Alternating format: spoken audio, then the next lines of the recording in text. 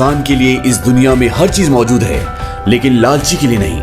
यहाँ गांधी जी बताते हैं कि इस दुनिया में वो हर चीज मौजूद है जिसकी एक इंसान को जरूरत होती है, जिससे एक इंसान अपने जीवन को अच्छे से सफिशिएंट तरीके से जी सकता है। लेकिन इस संसार में हर उस चीज की कमी है जिसकी इंसान को भूख होती है, जिसके लिए इंसान के मन में लालच होता है, क्योंकि लालच की कोई सीमा नहीं होती, वो कभी पूरा नहीं होता, वो बढ़ता ही जाता है। इसलिए गांधी जी कहते हैं कि इस दुनिया में जरूरतमंद के लिए हर चीज है, पर लालची के लिए सब कुछ होकर भी कुछ नहीं है। कमजोर लोग कभी माफी नहीं दे सकते, क्षमा तो ताकतवर लोगों की विशेषता होती है। यहाँ गांधी जी ने क्षमा को सबसे बड़ा गुण, सबसे बड़ी विशेषता बताई है। साथ ही उन्होंने बताया कि केवल वो व्यक्ति ताकतवर नहीं होते जिनमें ताकत हो या जिनका शरीर बलवान हष्टपुष्ट हो, बल्कि वो व्यक्ति भी सबसे ताकतवर होता है जिसमें दूसरों को क्षमा करने की भावना होती है, जो दूसरों को आसानी से क्षमा कर पाता है और दूसरों की गलतियों को भुला देता है। और ऐसे क्षमा करने की भावना जिस भी व्यक्ति में होती है, वो व्यक्ति सबसे ताकतवर व्यक्ति होता है, क्योंकि दूसरों की गलतियों को माफ करना और दूसरों के द्वारा किए गए काम जिससे आप दुखी होते हो, हर्ट होते हो,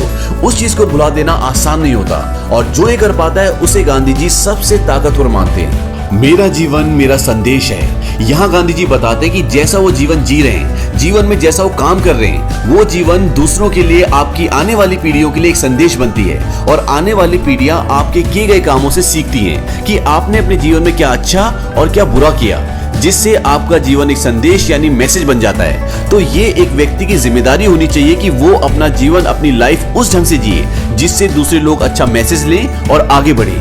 एक आंख के बदले आंख तो पूरी दुनिया अंधी हो जाएगी। यहाँ गांधी जी बदले की भावना के बारे में बात कर रहे हैं कि व्यक्ति के मन में बदले की भावना नहीं होनी चाहिए। बदले की भावना होने से इंसान विनाश की ओर जाता है, इससे किसी का भला नहीं होता। जिस तरीके से आंख के बदले आंख से दुनिया अंधी बनती चली जाएगी, उसी तरीके से बदला लेने की चाहत में इंसान सिर्फ नुकसान ही पाएगा।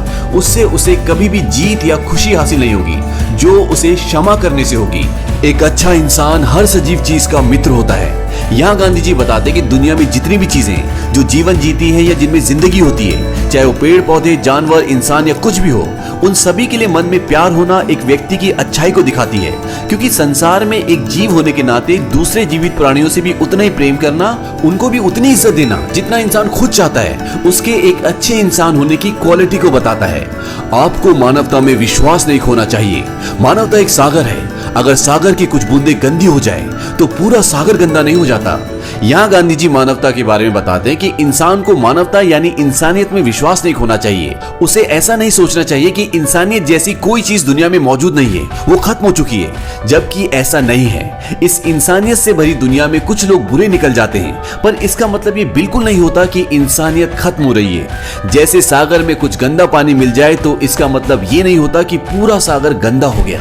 उसी तरह कुछ गंदे लोगों की वजह से पूरी दुनिया गंदी नहीं हो सकती। सोने चांदी के टुकड़े असली धन नहीं है, बल्कि स्वास्थ्य सबसे बड़ा धन है। यहाँ गांधी जी बताते हैं कि इंसान का स्वास्थ्य अच्छा होना, निरोगी होना, यानी जिसमें कोई बीमारी ना हो, ऐसा स्वास्थ्य होना बहुत बड़ी बात होती है। जिस व्यक्ति के पास ऐसा धन है, वो उन सब अमीरों से बड़ा अमीर है जिनके पास सोने चांदी की तो भरपूर मात्रा है, पर अच्छा स्वास्थ्य नहीं है। जैसे शुगर के पेशेंट के सामने जितनी भी मिठाई रख दो, वो उसके किसी काम की नहीं होती, वैसे एक बीमार शरीर को जितनी भी लग्जरी दे दो, वो उसके किसी काम की नहीं होती। आप जो सुधार दुनिया में देखना चाहते हो, आप खुद उस सुधार का हिस्सा होने चाहिए। यहाँ गांधी जी बताते हैं कि जब व्यक्ति समाज में बदलाव चाहता है या समाज से किसी बदलाव की उम्मीद रखता है, तो उसे उस बदलाव की शुरुआत सबसे पहले खुद से करनी चाहिए, क्योंकि वो खुद भी इसी समाज का हिस्सा है। और जो बदलाव की उम्मीद वो दूसरों से रखता है, वो उसकी शुरुआत खुद से करे, क्योंकि केवल दूसरों से बदलाव की उम्मीद करने से बदलाव नहीं आते। शक्ति शारीरिक क्षमता से नहीं आती, ये एक अदम्य इच्छा शक्ति से आती है।